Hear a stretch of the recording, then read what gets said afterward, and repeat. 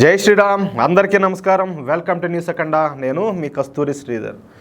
జాతీయవాదుల కోసం ఒక అద్భుతమైన ఒక మంచి న్యూస్ ఒకదాన్ని తీసుకొచ్చిన చాలా హ్యాపీ ఫీల్ అవుతారు. దీంట్లో ఒక మంచి విషయాలు కూడా ఉన్నాయి. ఈ దేశంలో ఉన్నటువంటి మెజార్టీ ప్రజల హిందువులకు సంబంధించి న్యూస్ అయితే నాకు తెగ నచ్చేసింది.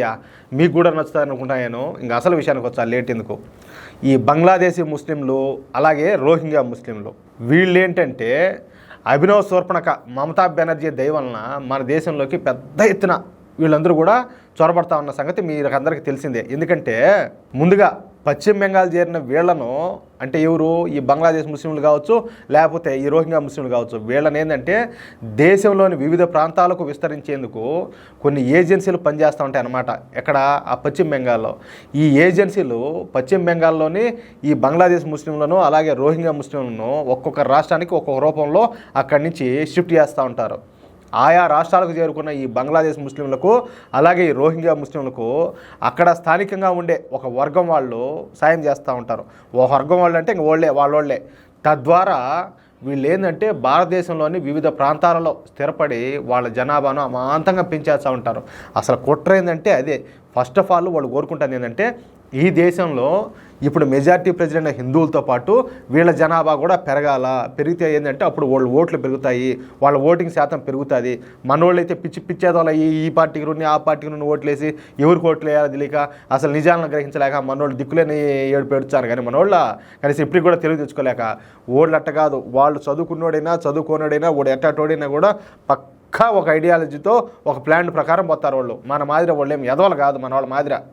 అయితే ఆయా రాష్ట్రాల్లో కొంతమంది ఉంటారు కదా, ఎవరు ఈ ఇండి కూటమికి సంబంధించిన కొంతమంది నాయకులు ఉంటారు. వీళ్ళు రాగానే అంటే ఏదో మా బంధువులు వచ్చినారు అన్నట్టుగా వాళ్ళని తీసుకొచ్చి ఆమెను అక్కడంతా కూర్చోబెట్టేది. వాళ్ళకి ఏంటంటే ఇంకా ఈ ఆధార్ కార్డులు, రేషన్ కార్డులు, ఓటర్ కార్డులు ఇవన్నీ కూడా వాళ్ళకి అరేంజ్ చేసి పెడతారు. ఎందుకంటే ఓళ్ళే కదా ఇలా ఓట్లు వేసేదే అట్లనమాట. ఇక ఈ బంగ్లాదేశ్ ముస్లింలు అలాగే ఈ రోహింగ్యా ముస్లింలు ఈ వ్యాపారం పేరుతో చేసేదంతా కూడా మోసాలే. చాలా చోట్ల ఈ బంగ్లాదేశ్ మార్కెట్లు అని చెప్పి నాకు తెలిసి హైదరాబాద్లో కూడా బంగ్లాదేశ్ మార్కెట్ అని ఒకటి ఉన్నది, ఈ ముషీరాబాద్లోనే ఆడినాం. ఈ మాదిరిగా వాళ్ళు చేసేటివన్నీ కూడా మోసాలే. అయితే ఈ విషయాన్ని ముందుగా హర్యానా ప్రజలైతే కనిపెట్టారు. ఇంకొక మాట చెప్తున్నా, అసలు కీలకమైన విషయం ఇక్కడే ఉన్నది. హర్యానా ప్రజలు చాలా తెలివైన వాళ్ళు. వాళ్ళకు సంబంధించి మీకు తెలియని ఒక ఇంట్రెస్టింగ్ పాయింట్ కూడా ఒకటి చెప్తా. మీరైతే అబ్బా అవునా అనుకుంటారు. మీరు కూడా జబర్దస్త్గా ఉంటుంది ఆ పాయింట్ మాత్రము. తమ రాష్ట్రంలోకి అంటే ఎక్కడికి, హర్యానాలోకి అక్రమంగా ప్రవేశిస్తున్న ఈ బంగ్లాదేశ్ ముస్లింలు అలాగే ఈ రోహింగ్యా ముస్లింలు వచ్చి వచ్చి మోసాలు చేస్తున్నారని అలాగే దొంగతనాలు చేస్తున్నారని పట్టుబడితే ఈ బెదిరింపులు బాధపడుతున్నారని చెప్పేసి హర్యానా ప్రజలైతే ఆ నిజాన్ని అయితే కనుక్కున్నారు, పసిగట్టేశారు మొత్తానికి.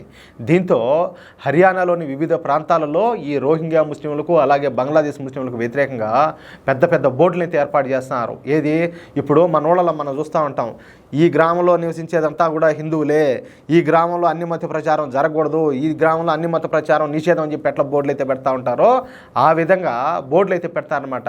ఇంతకు ఆ బోర్డులో ఏం రాసి ఉంటారయ్యా అంటే, ఎవరైనా బంగ్లాదేశ్ ముస్లింలు లేకపోతే రోహింగ్యా ముస్లింలు మా ప్రాంతంలోకి ప్రవేశించడానికి వీల్లేదు, మీరు వ్యాపారం పేరుతో మా ప్రాంతాల్లో మోసాలు దొంగతనాలు చేస్తారని చెప్పేసి మాకు అర్థమైపోయింది.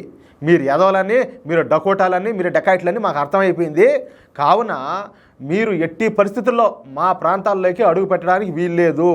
ఒకవేళ కూడదని చెప్పేసి మా ప్రాంతంలోకి కన్నా మీరు అడుగు పెట్టినట్టయితే మీకు గట్టి ట్రీట్మెంట్ ఇచ్చి పంపుతాము, జీవితంలో మళ్ళా మీరు హర్యానాకు రాకుండా ఉండేలా గట్టి బుద్ధి చెప్తామని చెప్పేసి హర్యానాలోని వివిధ ప్రాంతాల్లో ఈ బోర్డులు అయితే రాసి పెడుతున్నారంట.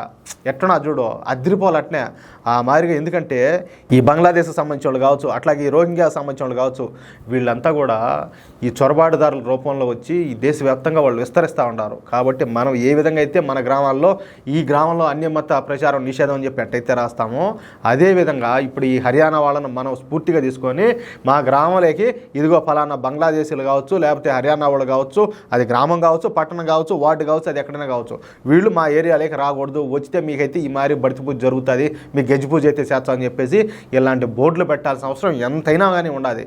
లేకపోతే అది మనకు మనతోటి ఉండే మన ప్రజలకు మన సమాజానికే ప్రమాదం అన్నమాట. అట్లాగా దీంతో హడలిపోతూ ఉండే ఈ బంగ్లాదేశ్ ముస్లింలు అలాగే రోహింగ్యా ముస్లింలు హర్యానా నుండి బయటికి వెళ్ళిపోతారంట. ఎందుకు?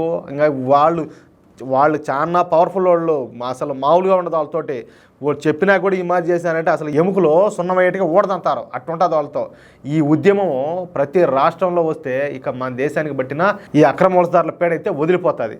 ఇంకొక మాట నేను మీకు చెప్తానన్నే కదా, ఇది హర్యానాకు సంబంధించి ఒక కీలకమైన పాయింట్.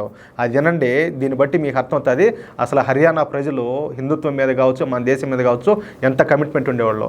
ఇంకో విషయం ఏంటంటే హర్యానా నుంచి పెద్ద ఎత్తులో ఈ యువతంతా కూడా భారత ఆర్మీలో పెద్ద ఎత్తున చేరతారనమాట. వీళ్ళంతా కూడా హర్యానాలో హిందువుల జనాభా మనకు అందుతున్న లెక్కల ప్రకారం 2.54 కోట్లు, అంటే పర్సంటేజ్ ప్రకారం తీసుకుంటే 87.46 అనమాట.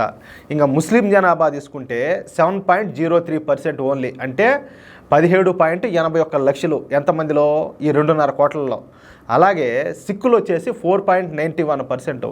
ఇంకా అస్సలు విషయం, అద్భుతమైన విషయం ఒకటి ఉన్నది. ఇంతకు హర్యానా రాష్ట్రంలో క్రిస్టియన్స్ జనాభా ఎంత తెలుసా? ఎంత అనుకుంటున్నారు ఒకసారి ఊహించండి. ఓన్లీ 0.2%, అంటే 2,54,00,000 జనాభా ఉండే హర్యానాలో ఓల్డ్ క్రిస్టియన్స్ జనాభా ఆ రాష్ట్రంలో దాదాపుగా ఎంత అంటే మహా అంటే కేవలం 50,000 మంది. దీన్ని బట్టి అర్థం కల్లా వాళ్ళ కమిట్మెంట్, హర్యానా వాళ్ళ కమిట్మెంట్ ఎట్టుంటుందా? వాళ్ళ కాదని, వాళ్ళ మాట కాదని చెప్పేసి వీళ్ళు కానీ పోయి ఈ బంగ్లాదేశ్ వాళ్ళు కానీ, వీళ్ళు ఎవరో ఈ రోహింగ్యా వాళ్ళు కానీ పోయి అది రాష్ట్రంలో కానీ తిరగాల. వాళ్ళైతే ఏమిలే గుడ్లు ఉతికినట్టు ఉతికే పిండుతారు, అట్టే ఊరికే కూడా కాదు, పులుసు కారిపోయేట్టుగా అట్టుంటుంది హర్యానా వాళ్ళతో. అట్లా నిజంగా మనము మన దేశ భద్రత, అలాగే మన దేశంలో ఉండేటువంటి మెజారిటీ ప్రజలన మన హిందూ సమాజం యొక్క భద్రత దృష్టిలో పెట్టుకొని హర్యానాను మన స్ఫూర్తికి తీసుకొని అదేవిధంగా అదే బాటలో మనం నడవాల్సిన అవసరం ఎంతైనా ఉండదని చెప్పేసి ఈ వీడియో ద్వారా నేను స్పష్టంగా తెలియజేస్తున్నా. అది విషయం. ఈ వీడియోపై మీరేమనుకుంటున్నారో మీ యొక్క అమూల్యమైన అభిప్రాయాన్ని దయచేసి ప్రతి ఒక్కరు కూడా కామెంట్ రూపంలో తెలియజేయాలని చెప్పి కోరుకుంటూ, అలాగే ఈ వీడియో నచ్చితే దయచేసి లైక్ చేయడంతో పాటు మీకు ఎంతమందికి వీలైతే అంతమందికి ఈ వీడియోని షేర్ చేయండి. ఎందుకంటే ఇది చాలా చాలా చాలా వాల్యుబుల్ ఇన్ఫర్మేషన్.